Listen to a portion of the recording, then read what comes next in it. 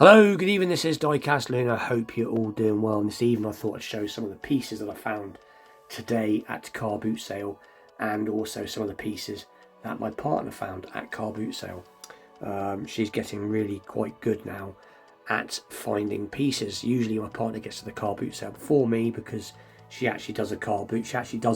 She sells stuff, and then I usually turn up a little bit later, and usually she's found me pieces, which is really cool because she knows exactly what I'm into. So anyway, we'll get straight into what I found and what she found. And at the end of the video, I want to make a little announcement as well, so stay tuned for that. So the first piece, I'll just grab it because it's to hand, is this.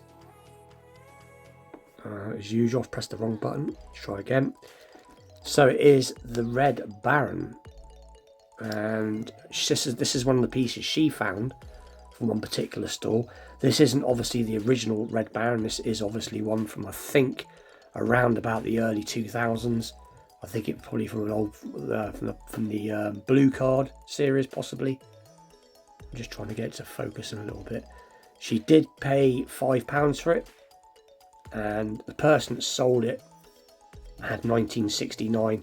I don't think they really knew what they had. But what she paid for it isn't bad. It is in nice condition. I think he thought it was worth more than it is. But like I said, this is a reproduction of the original Red Baron, because the Red Baron was a red line originally, and I think it was in Spectra Flame red. But I'm not gonna, like I said, I'm happy she found it. It is a cool piece. I don't have it in my collection, and like I said, over here in the UK, we don't find many. You don't come across Hot Wheels that often, vintage Hot Wheels, or even the Blue Card stuff that often. So it is cool when you occasionally come across it. So I don't think she did too bad. So that's the first piece. The second piece that she came along with, got this piece. This was from the same store, and it was 50p. And it is this Dodge Monaco, or at least I believe it's a Dodge Monaco. And again, I don't have this car. It's in fantastic condition. It's got copyright of 1977 on this, so it's probably from about 1980, I expect. And I believe it is a black wall, which I know there's a lot of collectors out there for black walls. They're as popular as the old red lines. I do have a casting like this. I believe it is a Dodge Monaco Fire Chief car. I think I have a couple of those actually. But this is cool to have it in the sheriff's livery. And again, 50p. So again, the person obviously didn't know what they had. Because like I said, these are quite hard to find again over here, and these fetch pretty good money, especially if they're boxed. But again, great find. Partner did good. So that's piece number 2. Piece number 3 is one from Matchbox. This is from, I believe, this is from about 1983, 84 possibly. Maybe a little bit later than that. And this is obviously, what did she pay for this one? I think she paid £2 for this one. But there you go. 33 Willies. Can't see what it's something streak rod. Oh, I can't see it. But made in Macau. So, and again, pretty cool find in reasonably good condition. What I like to call a survivor car. So, great find. Wasn't expensive. And then the next piece that she found was another Hot Wheels, and it's a weighty piece. And again, it's in pretty good condition. Wants a bit of a clean. And there's this little beach buggy, Volkswagen beach buggy of some sort. There you go, Hot Wheels, 83 copyright. And I've seen one of these somewhere the other day. I can't think where I seen it. I can't remember if it was Charles Diecast Garage channel or if it was Paul from Which City Collector. I know one of those two picked up one of these the other day. I've got a funny feeling it might have been Paul. I can't remember. You have to forgive me. But a cool piece, and again, £3. So I think most of these all came from the same store. Right, sorry, same stall, not store, stall. So pretty cool. And then the pieces that I found. So I found this myself on the same stall, because she took me back there to see if there's any bits that I might like, that I might want to pick out for myself, because she'd already been there. So she'd already found those pieces before I got to the car boot sale. And then when I went and had a look myself, I found this little Lamborghini Mura for £3, which is great value. Has the transitional wheels on it. This is from about 1969, 1970, probably about 1969 when this came out. But it is very nice. Got a few little paint chips, but it does have these little opening doors. And again, in really nice condition, especially for the money. And I'm trying to see if it's got an engine in the back. I can't remember. Some of these did, some of these didn't. But I don't know if this one has or not. Got the louvered glass on the back. But anyway, it's cool. This is one of the pieces I found. And then I found this Lamborghini Cach. And again, it's got a few flea bites, a few chips on it. But again, this was in the 50p section, which is not expensive. It does still roll really nice. Loads of suspension. Has a little opening flap to the flat V12 or the flat 12 back in the day. And there's the exhaust. And it's like I said before, I love the mint stuff, and I've got a lot of mint stuff in my collection, but I don't mind picking up what I call this play, or not play worn, this is survivor car. I have 3 grades of car: box condition, survivor car, and just straight and out play worn. And like I said, some people might say this is play worn, but to me, I call it survivor. Nothing's bent. Like I said, a few flea bites, but sometimes these flea bites can happen just being shipped about from car boot sale to car boot sale, and stuff that doesn't sell. The glass is even quite good on this, but again, wasn't expensive. Now I'm going to show, because it is here to hand, so just bear with me 2 seconds. So just as I pull it out my lower cabinet, I have one here. This was sent to me, probably 2 years ago now, by Tyrone at Building the Ultimate Matchbox Car Collection. And go check him out if you like your Matchbox cars. He has probably the finest collection of Matchbox that I know. But he knows I do like my vintage pieces, and he knows I like my Lamborghinis. And he sent me this awesome piece. Now this is, well, I say the older piece. I'm not sure which one's the older one out of the two, if I'm completely honest.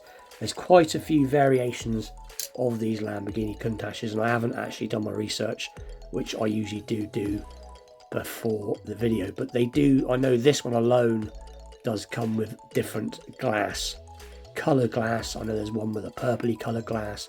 This is the red glass. There's a few different ones. I think this is the earlier one, and then I think this one came out afterwards. I think, if I remember right, this will all look underneath. They'll probably say the same copyright, I expect. Let's get a bit of extra zoom on. So that's 73, and I think you'll find this, yeah. But again, like I said, in awesome condition. This one has a chrome engine on it. There you go. And again, like I said, this car had eluded me for the longest time, and that's why Tyrone sent it. It's because I like to try and find cars in the wild if I can.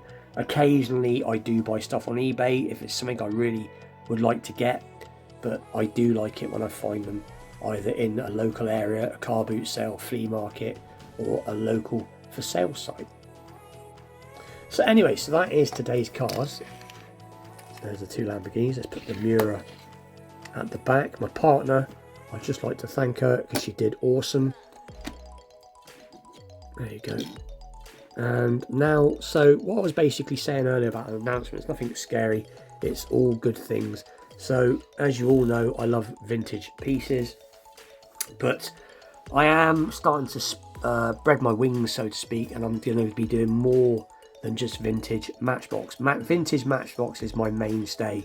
It is what I enjoy collecting the most out of diecast. I always enjoy collecting my vintage pieces, even more than the premium pieces.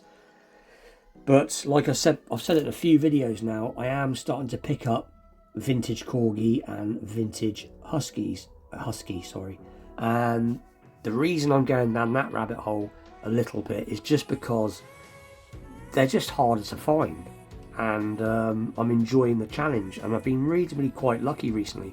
I've been coming across some quite cool Husky pieces and some very cool Corgi whiz wheels, as we've seen with that Capri, which I have to have, which I'll just flash.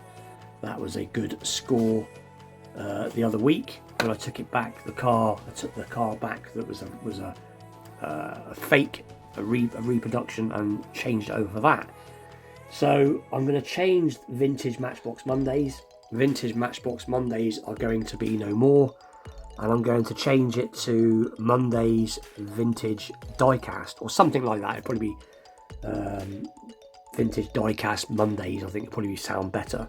So one week it could be a vintage Matchbox piece, the next week it could be a vintage Corgi piece, or it could be a vintage Majorette piece, or so on and so forth. So there's still going to be lots of vintage Matchbox for all you vintage Matchbox fans out there, but I am going to start buying other vintage brands just because I'm getting into it. So that is my announcement, and I'm also going to start doing some restorations, which I haven't done for the longest time. So because it isn't easy trying to find these vintage pieces. Anybody can buy, you know, modern stuff. It's everywhere you look, but the vintage stuff, it isn't easy, and I've done a good run of it the last few years, so this is why I'm going to start doing some other stuff. So stay tuned for Vintage Diecast Mondays, or whichever which way I'm going to say it, probably be Vintage Diecast Mondays. And I'm going to start, so what you can sort of look forward to seeing is, like I said, it'll be stuff I've found in the week, stuff I've bought in the week on a Monday, and it could be stuff from my own collection like I've done before, and I have got a lot that I haven't shown yet. And it also could be, like I said, I might do the occasional restoration, but anything I restore, now this is the twist, anything I restore I am going to be giving away, because I've done it before in the past and I missed doing it, and I've actually got a lot of stuff here that I've restored over the years, and it's all just being stored away, which is the shame of it. So anything I restore in the future, I'll do a video on me restoring it, and then I'll be giving it away on them days that I show it. So stay tuned if you want to win free restored vintage diecast. And have I got anything to hand? So yeah, this is a piece that I restored a couple of years ago. This has just been sat in my drawers. Let me just move all these out the way. The video is going a little bit longer than I thought, so I do apologise for that. Let's just move these aside. So this was in a right mess when I got it. The wheels were all bent, and obviously I had no paint left on it, and the glass was scratched, yada yada yada. And actual fact, yeah, I thought the base had tarnished again. It's just the way, I think it's the stuff I use. But anyway, so this has been sat in a drawer for pretty much nearly 3 years now, because I actually can't remember when I did it. But this is a sort of thing that I'll be doing, taking original pieces that are very play-worn or broken, giving it a restore, putting it back to the factory colour, re-chroming the wheels, straightening things, replacing bits that are broke, and then giving it away. But I'll probably do a restoration video once a month probably, or if I'm finding it hard for content for the Monday's video.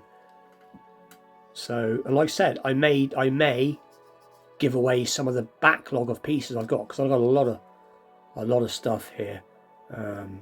just bear with me, I've got another good one to hand.